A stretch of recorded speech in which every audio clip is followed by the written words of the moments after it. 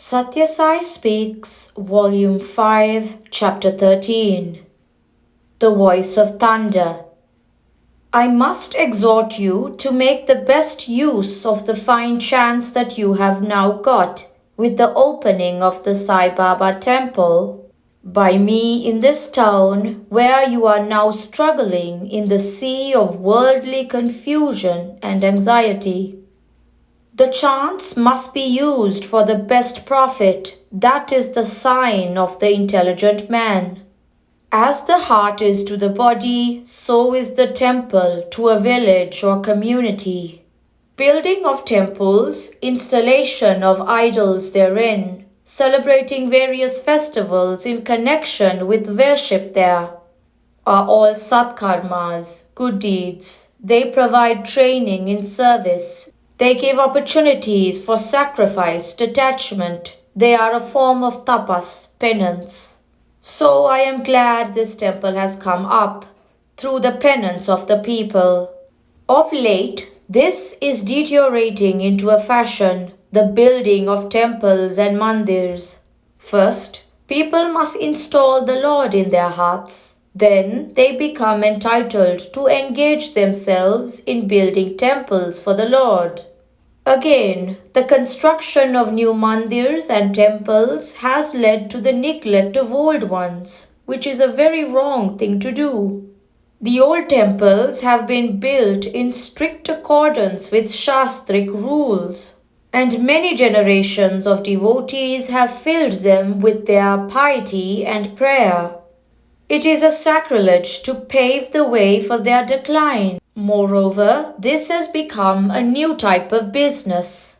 This multiplication of temples, in order to raise new ones and hasten the ruin of existing temples, people start collecting funds, and in the process, many enrich themselves at the cost of the gullible public.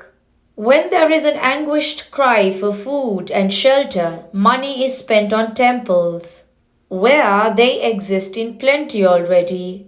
This is not to be encouraged. The same Lord is worshipped everywhere.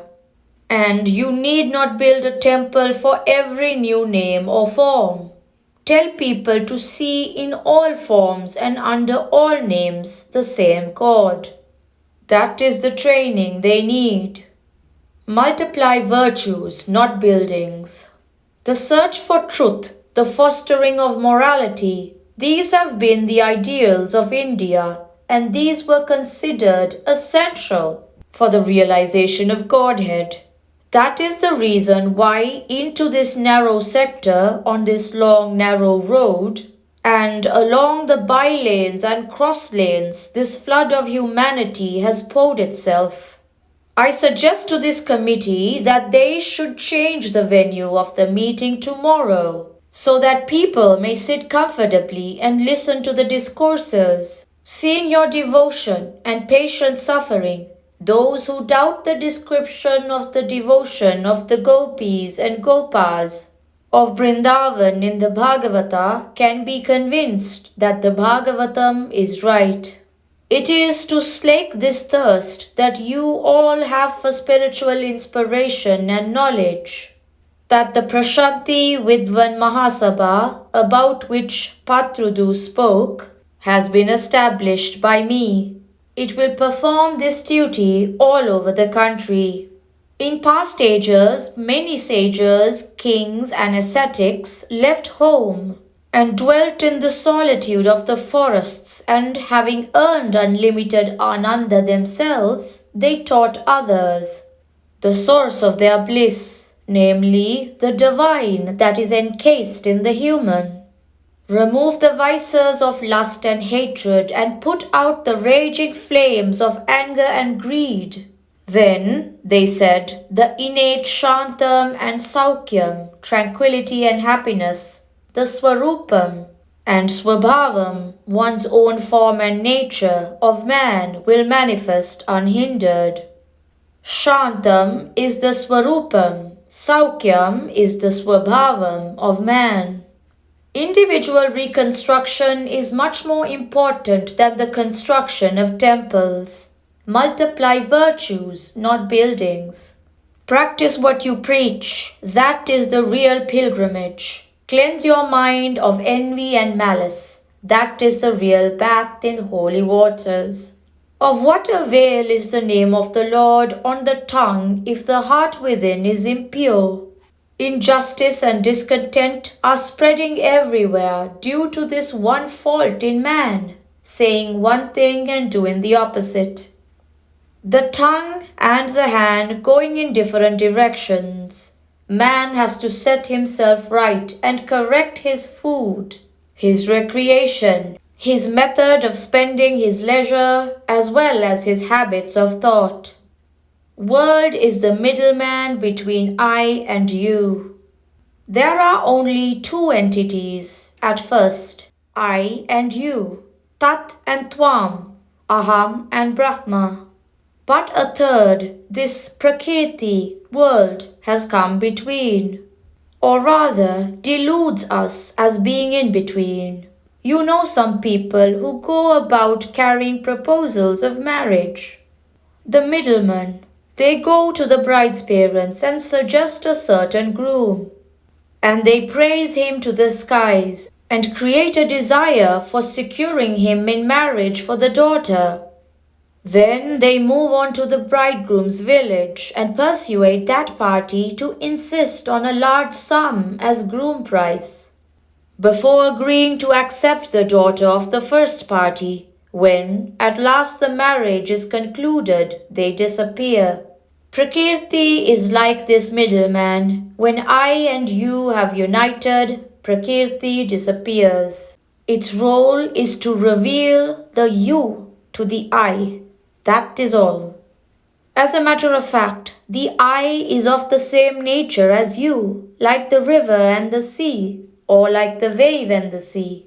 That is the reason why I always address you as Amrita Swarupalara, you, whose nature is immortality, Prema Swarupalara, you, whose nature is love, Shanta Swarupalara, you, whose nature is tranquility. No one addresses a gathering as Dushtalara, O you wicked ones, or Durmarkulara, O you vile ones. For such words are not true. They do not describe man's real nature, which is love, tranquility, goodness, immortality. This wickedness, vileness, and vice are errors of judgment.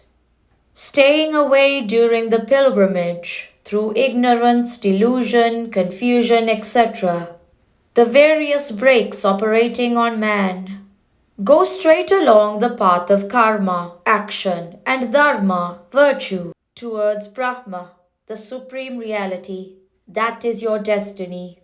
Karma has to be done. There is no turning away. Each has his allotted task, according to the status, taste, tendency, and earned merit. Do it with the fear of God and of sin deep in your heart.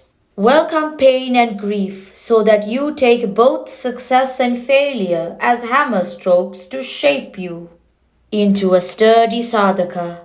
Inner content is more important than outer prosperity.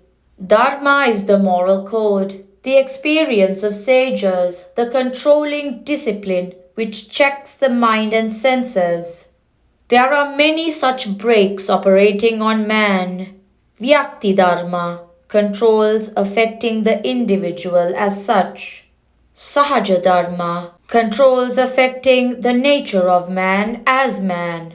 Ashrama Dharma, controls affecting the stage of life like student, householder, ascetic. Vamadharma, controls pertaining to the duties cast upon man as a limb of the community, etc. All these breaks are complementary. They do not cause confusion. They help progress, each in its own way. Krishna reminded Arjuna of his Vamadharma as a Kshatriya, and also of his Sahajadharma as a Jivi, an instrument in the hands of the Lord. Besides these, there is also Vishesha Dharma, obligations on special occasions, or when faced with special situations. You must therefore walk warily towards the goal. This temple is but brick and mortar, this idol is but stone, but you are determined to see in it the divine principle. If you can penetrate behind the stone and see the divine basis, how much easier is it to see the Lord, who resides in the heart of every living, every human being. Try to realize that first, so that your faith in this idol and this temple can be well settled.